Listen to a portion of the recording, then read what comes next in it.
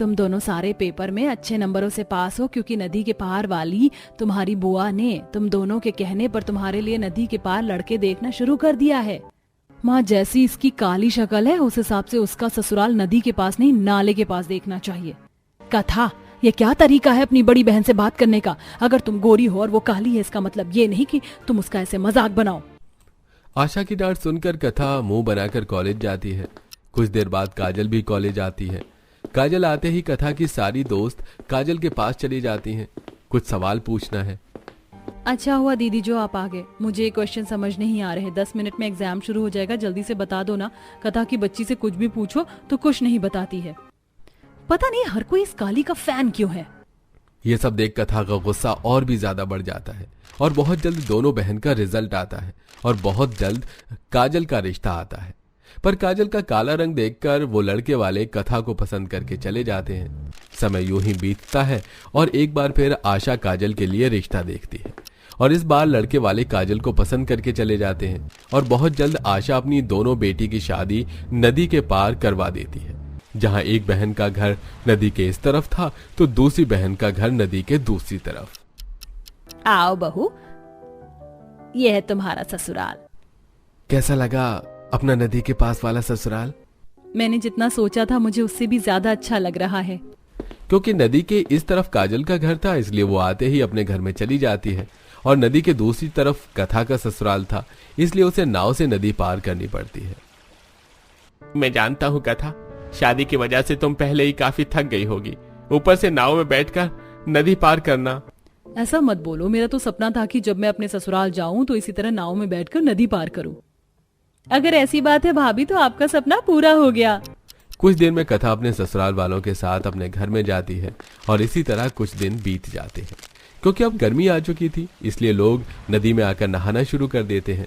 तो वहीं कुछ लोग नदी के ही पास बैठकर कपड़े धोते हैं जिस वजह से नदी गंदी होने लगती है, साथ ही बदबू आनी शुरू हो जाती है। माँ जी, शुरू में नदी का पानी कितना साफ था। रात में जब सोते थे तो ठंडी ठंडी हवा आती थी, पर कुछ दिनों से नदी में से बदबू आ रही है। बहू, अब क्या कर सकते हैं, गर्मी में लोग नहाते हैं, कपड़े धोते हैं तो बदबू तो आनी ही है। पर माँ जी, अगर नदी का पानी गंदा हो गया तो वो अपने आप साफ नहीं होने वाला। देखिए ना, अब तो नदी में हरी हरी घास भी पैदा हो गई। मैं सोच रही हूँ कि इन्हें साफ कर दूं, इसी बहाने नदी की कुछ सफाई भी हो जाएगी। सही कहा भाभी आपने, मैं इसमें आपका पूरा साथ दूंगी। वैसे काफी दिन हो गए मिट्टी के चूल्हे का खाना खाए हुए। मैंने मिट्टी का चूल्हा बना दिया है, आप आज शाम को मिट्टी के चूल्हे पर खाना बनाना। इतना बोलकर काजल और शीला नदी के पास से पैदा हुई घास काट कर हटाने लगती है। साथ ही नदी के पास जो थोड़ा सा कूड़ा जमा था उसे भी निकालकर साफ कर देती है। ये सब कुछ अपने घर की छत से कथा देखती है। आखिर इसकी जिंदगी में इतनी खुशियां कैसे हैं? शादी से पहले भी हर कोई इसके आसपास घूमता था और शादी के बाद भी। देखो कैसे इस काली का पूरा ससुराल इसके साथ रहता है। बहू, यहाँ से खड़ी खड़ी बस अपनी बहन को देखती रहोगी या कभी उससे मिलने भी जाओगी? आज मैं सोच रही थी कि अपनी दोस्त से मिल आऊं, इसी बहाने तुम भी अपनी बहन से मिल लेना। नहीं माँ जी, मुझे उस कलूटी का चेहरा देखने का कोई शौक नहीं है। मैं जब भी उसे देखती हूँ मेरा दिन खराब चला जाता है। पर भाभी, वो तो आपकी सगी बहन है, फिर आप उनके लिए ऐसी बातें कैसे बोल सकती हैं? कथा करिश्मा और शांति की किसी भी बात का जवाब नहीं देती और वहां से नीचे चली जाती है।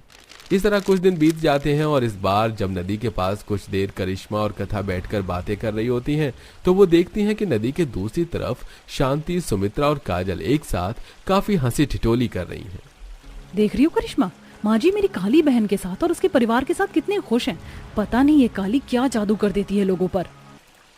भाभी, जादू रंग रूप का नहीं, इंसान की अच्छाई का होता है। इतना बोलकर करिश्मा वहां से उठकर चली जाती है और अब कथा से अपनी काली बहन की खुशी और बर्दाश्त नहीं होती और वो उसे परेशान करने के लिए एक दिन घर का सारा काम खत्म करके कूड़ा बाहर फेंकने जाती है। और तभी उसकी नजर अपनी बहन पर पड़ती है जो शाम के वक्त सभी के लिए घर के बाहर मिट्टी के चूल्हे पर कुल्हड़ वाली चाय बना रही होती है। ये देख अपनी बहन को परेशान करने के लिए कथा उस कूड़े में कुछ पत्थर डालकर नदी के किनारे फेंक देती है और नदी के गंदे पानी के कुछ छींटे काजल की चाय में चले जाते हैं। कथा, ये क्या बदतमीजी है? हमें नदी को साफ करना है और तुम इसी नदी में कूड़ा डालकर उसे गंदा कर रही हो। तुम्हारी वजह से मेरी चाय खराब हो गई। अब तुम्हारे ससुराल वाले इतने गरीब तो है नहीं कि उनके घर में रसोई ना हो। रसोई में क्यों नहीं चाय बनाती? क्या जरूरत है नदी के पास चाय बनाने की? आज मैंने कूड़ा फेंका तो गंदा पानी तुम्हारे खाने में चला गया। कल को क्या पता नदी का मेढक निकल के तुम्हारी चाय में डूब जाए। कथा अकड़ कर और बदतमीजी दिखाकर वहां से चली जाती है और अंदर जाकर हंसने लगती है। पर यह सब कुछ शांति देख लेती है और नाव से नदी पार करके अपनी दोस्त के पास जाती है। माफ करना सुमित्रा, मेरी बहू ने आज जो हरकत की वो सही नहीं थी। कोई बात नहीं शांति, वैसे भी इन दोनों बहन की बीच का मामला है, इसमें हम दखल ना ही दे तो अच्छा होगा। माफी मांगकर शांति घर आती है और कथा को समझाती है, पर कथा अपनी सास की एक नहीं सुनती। समय गुजरता है और आए दिन कथा अपनी बहन को परेशान करने के लिए कोई ना कोई हरकतें करती है। ऐसे ही एक दिन नदी में एक बड़ा सा जाल लगाकर कथा उससे सारा कूड़ा जमा कर लेती है और सारा कूड़ा नाव में रखकर नाव चलाती हुई नदी के दूसरी साइड जाकर सारा कूड़ा काजल की साइड छोड़कर वापस आ जाती है। कथा, ये तुम क्या करके जा रही हो? मैंने तुम्हें पहले भी समझाया था, तुम अपना गंदा कूड़ा हमारी तरफ क्यों कर रही हो? मैं तो बस अपनी तरफ की नदी साफ कर रही हूँ। कूड़ा फेंकने की कोई जगह नहीं मिली तो तुम्हारी तरफ आ गई। गड्ढे में कूड़ा डालने पर वहाँ पहुँचने से पहले जाल फट गया। अब इसमें मेरी क्या गलती है? अब मैं तो तुम्हारी तरफ की नदी साफ करने से रही। भाभी, आप अपनी बहन के साथ सही नहीं कर रही हैं। करिश्मा, मेरी काली बहन ना इसी के लायक है। एक बार फिर अपनी बहन को परेशान करके कथा को काफी अच्छा लगता है। समय गुजरता है और गुजरते समय के साथ कथा जानबूझकर अब नदी के पास गंदे बर्तन, कपड़े धोती, कूड़ा नदी में फेंकती और अपनी तरफ के घास काटकर उन्हें भी नदी के दूसरे किनारे तक फेंक देती, जिससे नदी काफी ज्यादा गंदी हो जाती है। ऐसे ही एक दिन शांति जब नदी पार करके सुमित्रा की तरफ जा रही होती है तो उसे काफी गंदी बदबू आती है, जिसके बाद वो सुमित्रा के साथ बाजार जाते हुए बातें करती है। सुमित्रा, भले ही तुम्हारी तरफ गंदगी ज्यादा है पर नदी तो पूरी गंदी हो गई है। अब बहुत ज्यादा बदबू आती है। ऊपर से मेरी बहू है जो समझने को तैयार ही नहीं। मैंने तो उसका गोरा रंग देखकर उसे पसंद किया, पर अब समझ आ रहा है इंसान का गोरा रंग नहीं, उनके संस्कार देखे जाते हैं। ऐसा मत बोलो बहन, ऐसी बातों से तो दोनों बहन के बीच की दूरियां और बढ़ेंगी। हमें नदी सफाई में दोनों बहनों को लगा देना चाहिए। क्या पता इस तरह उन दोनों की दूरियां खत्म हो जाए। अब दोनों दोस्त आइडिया बनाकर घर आती हैं और अपनी बहू से नदी सफाई की बात करती हैं। माँ जी, मैं तो बस आपकी परमिशन के लिए रुकी थी। अब हम खुद से ही नदी साफ नहीं कर सकते, मुझे सरपंच के पास जाना होगा। अमित जी, मुझे इसमें आपकी जरूरत है। मैं तो हमेशा तुम्हारे साथ हूँ। चलो आज सरपंच के घर चलते हैं। नदी साफ करवाने के लिए अमित और काजल सरपंच के घर जाते हैं तो वहीं शांति के बार बार कहने पर भी कथा कुछ नहीं करती और यह सब देखकर दिवाकर कथा से परेशान हो जाता है और उससे उखड़ा उखड़ा रहता है। तो वहीं शांति भी अब अपनी बहू से सीधे मुंह बात नहीं करती। कुछ दिनों में सफाई वाले आकर नदी की सफाई करके चले जाते हैं, जिस वजह से हर कोई काजल की तारीफ करता है। ये देख दिवाकर को अपनी पसंद पर पछतावा होता है। देख रही हो, तुम्हारी बहन भले ही रंगरूप की काली है पर वो कितनी समझदार है। अगर मैंने तुम्हारा गोरा रंग न देखकर तुम्हारी बहन से शादी की होती तो आज मेरी बीवी की तारीफ होती, पर तुम तो कभी चाहती ही नहीं कि तुम्हारा या हमारा नाम हो। तभी तो तुमने सिर्फ नदी को गंदा किया। अरे कुछ सीखो अपनी बहन से। अगर इसी तरह अपनी बहन से नफरत करती रही तो एक दिन मुझे भी तुमसे नफरत हो जाएगी। हर किसी का झुकाव काजल की तरफ था। अब कुछ ही काम होता, हर कोई काजल के पास जाता। ये देखकर कथा को अपनी गलती का एहसास होता है। दीदी, मुझे माफ कर दो, मैं तुम्हारी तरह क्यों नहीं बन पाई। तुम्हें नीचा दिखाने के लिए खुद नीचे गिरती रही और आज मुझे एहसास हुआ कि मैं कितनी बड़ी गलती कर रही थी। रंग तो भगवान की देन है पर कर्म तो हमारे हाथ में है। मुझे माफ कर दो दीदी। आज पहली बार तूने समझदारी वाली बात की है। अब माफी मांगना बंद कर और गले लग जा। विधि, तुमने 2 महीने की छुट्टी ले रखी है क्योंकि तुम्हारी तबीयत ठीक नहीं है। मैं ऑफिस चला जाता हूँ, तुम घर में अकेली रहती हो। तुम्हारे सिर में, पेट में, पूरे शरीर में दर्द रहता है और तुम सुबह फ्रेश भी नहीं सही से हो पाती। इसलिए मैंने सोचा कि मैं भी 2 महीने की छुट्टी ले लूं। सुनो, हम गांव चलते हैं। वैसे भी काफी समय हो गया है, मैं अपने परिवार से नहीं मिला। मेरे परिवार वाले भी सिर्फ हमारी शादी में 1 हफ्ते के लिए आए थे। तुम्हें भी गांव चलकर बहुत अच्छा लगेगा। क्योंकि विधि की तबीयत ठीक नहीं रहा करती थी, इसलिए वो भी मान जाती है और 2 दिन बाद अपने पति के साथ गांव आती है। ससुराल में आते ही पूरा परिवार उसकी काफी खातिरदारी करता है। विधि अपने कमरे में बैठी होती है तो वहीं उसकी जेठानी, सास और नंद उसके लिए लस्सी, गर्मा गर्म खाना और मटके का ठंडा पानी लेकर आते हैं और खिड़की दरवाजे से विधि को ठंडी ठंडी हवा लग रही होती है। पर वो देखती है घर में तो एसी तो दूर, पंखा भी नहीं है। दीवट जी बता रही थी तुम्हारी तबीयत ठीक नहीं रहती, तुम्हारी नींद भी सही से पूरी नहीं होती। अच्छा हुआ जो तुम इस गर्मी में गांव आ गई, यहाँ तुम्हारी तबीयत बिल्कुल ठीक हो जाएगी। भाभी अभी अभी खाना बनाया है। यहाँ तो सब कुछ ताज़ा खाया जाता है। आप खाना खा लो, फिर हम सब आम के बगीचे में चलेंगे जो कि घर के पीछे ही है। मुझे भी यहाँ आकर बहुत अच्छा लग रहा है। विधि को गर्मी नहीं लग रही होती, इसलिए उसे अच्छा लगता है। कुछ देर बाद विधि अपने पूरे परिवार के साथ आम के बगीचे में जाती है, जहां उसका ससुर विनोद जमीन से आम उठा रहा होता है। अरे देखिए, हमारे आम के बगीचे में कौन आया है। अगर कुछ ताज़ा आम है तो बहू को दीजिए ना खाने को।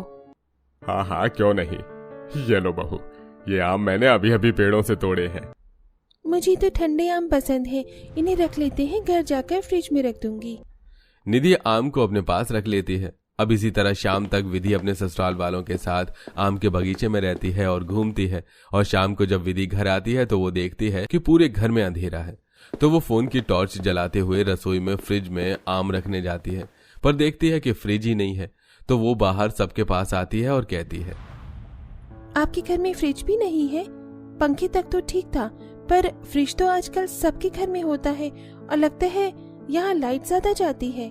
चाची, यहाँ बिजली तो तब जाएगी ना जब होगी।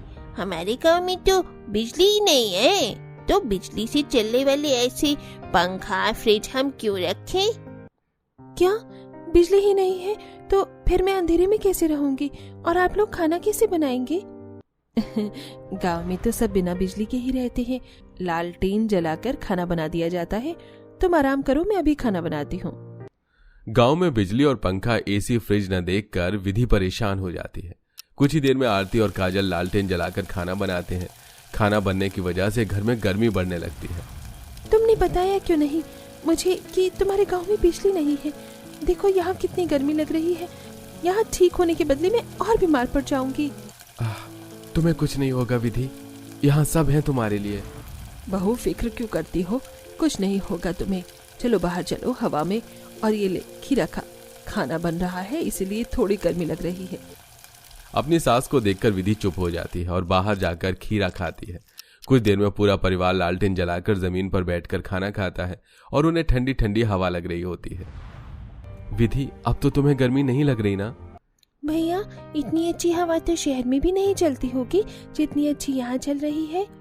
सभी घर वाले आपस में बात करते हैं और खाना खाकर सोने के लिए चले जाते हैं। विधि अपने कमरे में सो रही होती है, क्योंकि उसने कमरे के सभी खिड़की दरवाजे बंद कर रखे होते हैं, इसलिए उसे हवा नहीं लगती और मच्छर काटने लगते हैं। उठो नीरज, इस मच्छरों ने मेरा जीना हराम कर दिया है। कितने मच्छर हैं यहाँ। अरे मच्छर और गर्मी तो लगेगी ही, तुमने खिड़की जो बंद कर रखी है। कितना अंधेरा है और ऊपर से मच्छर। तुम खिड़की और खोल दो। गांव जाकर विधि परेशान होने लगती है। कुछ ही देर में नीरज खिड़की खोल देता है, जिस वजह से ठंडी हवा घर में आने लगती है। और सुबह 5 बजे ही विधि की सास जेठानी और नंद उसके कमरे का दरवाजा पीटती हैं। विधि, अब उठ भी जाओ, यहाँ सब सुबह 5 बजे उठकर खेत जाते हैं। तुम भी जाओ, थोड़ी ताजा हवा खाओगी तो तुम्हें बहुत अच्छा लगेगा। ये कहाँ आकर फंस गई हूँ मैं यहाँ ठीक होने आई थी, वहाँ भी मेरी नींद पूरी नहीं होती थी, यहाँ भी ये नहीं होने दे रहे। अगर मुझे पता होता तो मैं 1 महीने की भी छुट्टी नहीं लेती। मुंह बनाकर विधि अपने ससुराल वालों के साथ सुबह 5 बजे खेत पर जाती है, जहां सभी औरतें ताजा हवा लेती हैं और नीम की टहनी तोड़कर उससे दांत साफ करती हैं। साथ में कुछ सूखी लकड़ियां लेकर घर आती हैं। ऐसे ही 1 हफ्ता गुजरता है और आज जब विधि खेत से वापस घर आती है तो काजल से कहती है, काजल, मुझे वॉशरूम जाना है। वॉशरूम में तो बहुत अंधेरा होगा, क्या तुम मुझे लालटेन दे सकती हो? भाभी, वॉशरूम के लिए लालटेन की क्या जरूरत है? आप टॉर्च लेकर चले जाओ। इन कुछ सालों में ऐसा पहली बार हुआ था जब विधि टाइम पर फ्रेश होने के लिए गई थी। इसी तरह समय गुजरता है और एक दिन, दीदी, सुबह का खाना बचा है क्या? बहुत भूख लग रही है और मुझे दवाई भी लेनी थी। ये गर्मी भी बर्दाश्त नहीं हो रही। यहाँ तो एसी भी नहीं है। एसी तो दूर की बात, यहाँ तो पंखा तक नहीं है। देवरानी जी, भूल जाती हो, यहाँ बिजली ही नहीं है। पंखा और एसी तो दूर की बात है। और रही खाने की बात, यहाँ कोई बासी खाना नहीं खाता है। यहाँ सब कुछ ताज़ा होता है। मैं दोपहर का खाना बनाने जा रही हूँ। इतना बोल आरती बैठकर दोपहर का खाना बनाती है। एक बार फिर पूरा परिवार दोपहर का खाना खाता है और खाने के बाद विधि का आज आइसक्रीम खाने का दिल करता है। नीरज, यहाँ आइसक्रीम की एक भी दुकान नजर नहीं आई मुझे। बहुत दिन हो गए आइसक्रीम नहीं खाई। कहीं से आइसक्रीम लेकर आ जाओ और ज्यादा लेकर आना, हम फ्रिज में रख देंगे। चाची भूल गई क्या? यहाँ ना बिजली है, ना पंखा और ना फ्रिज। अब आइसक्रीम कहाँ रखोगे? यहाँ बस हर 2 दिन बाद एक ही आइसक्रीम वाला आता है, शाम को मैं आपके लिए ले लूंगा। राजू की बात सुनकर विधि को अपने शहर के दिन याद आते हैं, जहां वो मार्केट से आइसक्रीम के बड़े बड़े पैकेट लाकर फ्रिज में रख देती, साथ ही कुछ कोल्ड ड्रिंक और ठंडी चीज फ्रिज में रखती है, और जब भी उसका दिल करता है वो निकाल कर लिया करती। नीरज, फ्रिज बनाने वालों ने भी कितना सोच समझ कर बनाया होगा ना। अगर फ्रिज ना होता तो हमें तीनों टाइम का खाना बनाना पड़ता। अब देखो, मैं सुबह खाना बनाती हूँ और रात तक चलता है। वो तो है, पर मुझे लगता है ये बासी खाना खाने की वजह से तुम्हारी तबीयत खराब होती है। बासी खाना कम कर दो। नीरज, तुम जानते हो ना, इतना समय नहीं रहता। मैं भी ऑफिस जाती हूँ। भाभी क्या सोचने लगी? कुछ नहीं, यहाँ तो एक आइसक्रीम के लिए भी मुझे शाम तक का इंतजार करना पड़ेगा। इससे तो अच्छा मेरा शहर है, वो मैं अपने हिसाब से वहाँ खाती सोती और रहती हूँ। यहाँ तो हर चीज के लिए इंतजार करो, या तो फिर तुरंत खाना बनाओ। शहर में फ्रिज होता है तो मैं वहाँ सुबह का खाना बनाकर रख देती हूँ और जब भूख लगती है निकाल कर खा लेती हूँ। यहाँ तो मैगी पास्ता भी नहीं मिलता। यहाँ सबको ताज़ा खाने की आदत है। शांति की बात सुन विधि चुप हो जाती है, और इसी तरह अब वो सुबह जल्दी उठती है, लोगों के साथ खेत जाती और 3 वक्त का फ्रेश और ताज़ा खाना खाती। अब दवाई खाने में भी भूल जाती और उसके शरीर का दर्द भी खत्म हो जाता है।